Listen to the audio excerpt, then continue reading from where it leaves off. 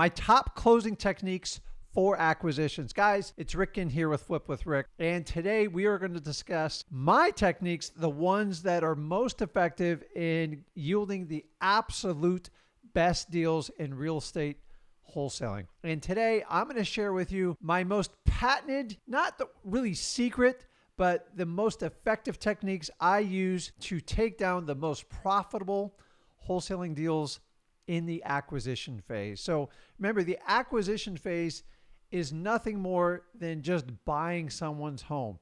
It's the ability to get them to say yes to your contract.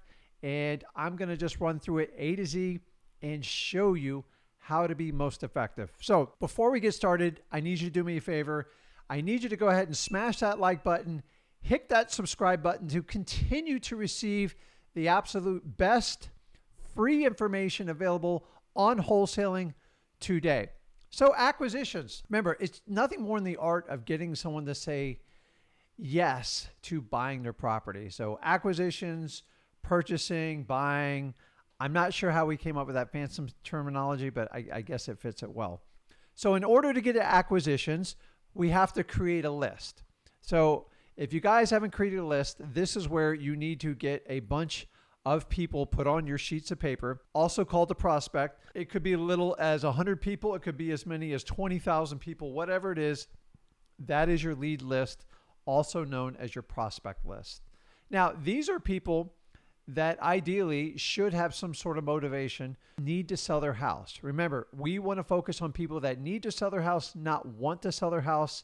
That's how we get the best deals in wholesaling real estate.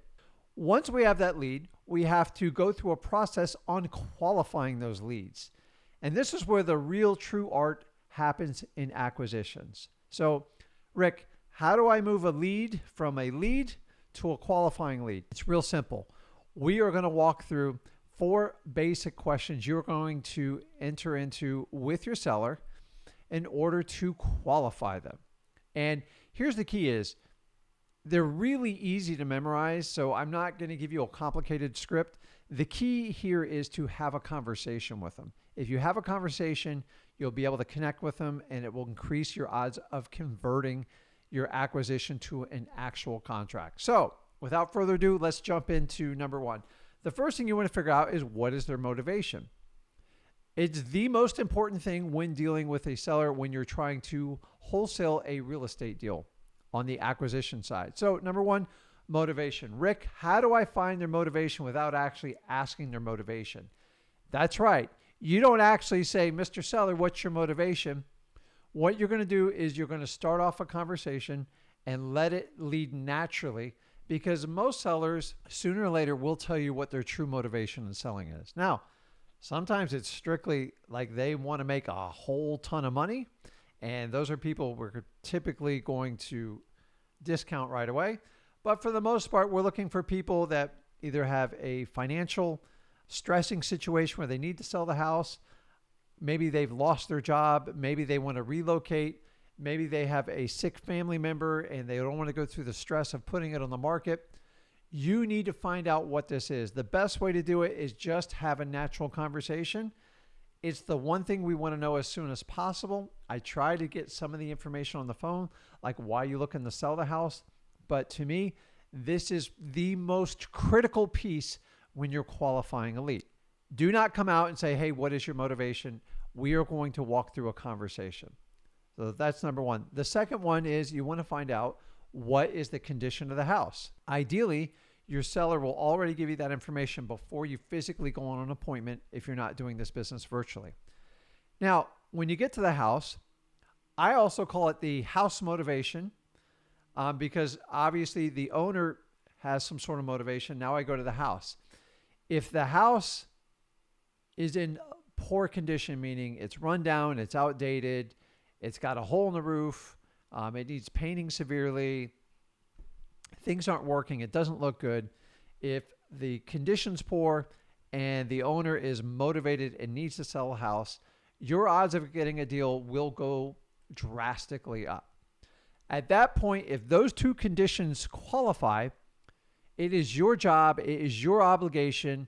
You need to help that seller out and get them their money, and you need to solve their problem. So you can get that house wholesaled. If I have motivation and the house is run down and the conditions poor, 9 times out of 10, I will always take that deal down. And you guys can understand. Now, if I got 1 out of the 2, then I'm going to make sure I stay on top of that lead until they come to the conclusion they need to sell it. Sometimes people need a process to go through. So if you have both of them, you're in the right place and you're really close to taking a deal down. The next one you want to get is number 3 is time frame. And time frame is a great indicator of verifying what their true motivation is. So let me give you an example. Mr. Seller, if I'm able to buy your house, what is your plan? Meaning, where are you going to move and like how soon you want to do this? Well, Rick, I'm going to move into my aunt's house in Georgia. She lives in the mountains and I want to be there at the end of this month, which is 3 weeks away. And I already have movers set up. I got all my friends going to help me out. And I'm super excited. I'm hoping you can be able to buy my house. That checks the box of the right time frame. And if that one stacks up on there, that means they're ready to make a decision. On the other hand, you say, Mr. Seller, if I'm able to buy your house, what's your plans going forward? And I go, you know what, Rick, I really haven't thought about it. Well, have you looked at any places? No. Do you want to stay in the area? You want to move away? I don't know. I haven't really thought about it. Have you contacted a moving company? No. That means on their best day, they're 90 days away from making a decision of selling that house. It doesn't mean we don't work with them. It just means we have to put them up in our follow-up process. If they're 90 days away, they need time to come to the decision. Guys, when people sell their home, it is usually the biggest decision in their life. And then number 2, the physical moving out of a property is, I believe it is a top 3 stressful event in a human being's life. And you're talking about like death and divorce, maybe taxes being one above those. So the thought of selling their largest asset and physically moving is an overwhelming task, and people need time to work through this. So knowing their time frame is critical. The last but not least, which everybody wants to seem to chase down first, is price. The reason I put price at the bottom because, in my opinion, it is a moving number. So why does one house sell for $100,000 and the other one sells for $400,000? Everybody comes up with a price in their head. And for that reason alone, I do not spend a lot of time on price when I initially talk to a seller, because most sellers are not going to be honest and upfront with a complete stranger. And number 2, some people tell you a price, but they're not giving you what their bottom line number is. So you need to look at the 4 qualifying factors in all before you make a decision on what you're going to do with the property. So we have motivation, we have condition of the property, we have time frame and price. So example, if somebody spits out like a retail price, say they $200,000 and the house is worth $200,000, I don't necessarily get excited, but I don't discount it because they're just probably posturing when they give me a number. Now I get excited if they say, listen, Rick, I need to sell this house in the next 30 days and the house is run down and I have to move in the next 3 weeks. I know the price will be highly negotiable and it'll be easy to take down. Guys, you got to take, in acquisitions, you got to take that lead from your list and you got to convert it into a qualifying lead. So now once we have a qualifying lead, you get as much information as you can get on the phone, and then you got to make a decision if you're going to go meet with them. Now, if the price is absolutely crazy, I still meet with them if there are motivating factors that are indicated. You have a better chance in person than you ever have on the phone, hands down. When we go and meet with them, the most important thing you want to do is you need to connect with them. You've got to build rapport, okay? The best way to build rapport is to be yourself, be authentic, and just be a fun person. Meaning there's a reason you do business with your friends before you do it with a stranger, just because you know them and it's easier. It's no different in this business. When you initially go up to the property and you go in, you'll usually invite in the property. You want to look around immediately and you want to use the walls and all the clues, the context to have this conversation to build your rapport. People love to brag about their families. They look at the pictures. Use that as clues. If you see a lot of football pictures or baseball pictures, that's probably what they're passionate about, and start connecting with them. Once you start getting the juices flow and talking them, have them tour you around the house, maybe the inside, the outside. Here's a little hint. If the house is in really bad condition, drag the tour out because it will help you in your final conversation. If the house is in perfect shape or really good shape, I take the conversation outside because the house is not going to help my final negotiation. So use that tip. I'm telling you, it is a monster tip and it makes a huge difference. Do not accent a really nice house. Now, I've bought really good deals on nice houses. Sometimes they're just motivated to get rid of it. That's where condition isn't always everything. Once we build great rapport and you have a conversation with them and you dig deeper into the 4 qualifying questions, so now you can expand on what the conversation you had on the phone, and there's always going to be a story. Let them use their story. So here's the next tip. God gave you 2 ears and 1 mouth. The more you listen, the more you learn. The more you learn, the more intel you get, and the better offer that you can present. If you just run your mouth the entire time, it will blow up on you. Remember, you have to kill your ego in wholesaling. When people like to talk about themselves, take that cue and let them talk. The more information you get, the more intel you'll have to make an educated offer. And the more they talk, a lot of times they will tell you exactly the price they need to be, why they need to sell it, and the stress in their life if they can't get rid of this property. So I like to let as much information come out as naturally. Now, there will come a point where you have to get making a decision with them. Let me start out with, before you go into the seller's house, I want you to precondition them. And it's simple as saying, Mr. Seller, I appreciate you meeting with me today. We're going to have fun today. And at the end, I'm going to help you one way or the other get your house sold. I promise you that. In return, what I'd like to do is you'll have a decision at the end of our conversation. Either you're going to love me so much and you're going to want to sell me the house and say, yes, I want to work with you, Rick. Or you decide I'm not a good fit for you and you just want to move on and do something else, and you'll just give me a no. I just need your commitment that I can get an answer from you. You agree? And you need to get a yes or a no from them because it is a psychological conditioning. Now, you built great rapport with them. You're ready to convert. There's always that awkward time like, okay, Rick, now I got to go into like negotiations. And this is what we kind of call the bridge. And this is where I'm going to remind the seller again. So, Mr. Seller, listen, I love spending time with you. It's a great house. I could probably talk to you in the next 4 hours. But remember, in the beginning, we talked about the conversation is I want to talk to you about the house by being able to buy it, and you're going to give me a decision of yes or no. They go, yeah, I remember that, Rick. Now you're going to go into it.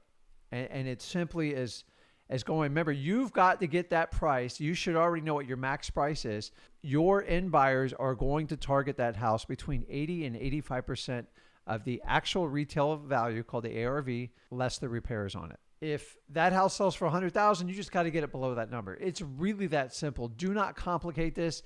If it's your first deal, I want you to understand that. The next part of it is you're going to go for no at this point. What does that mean?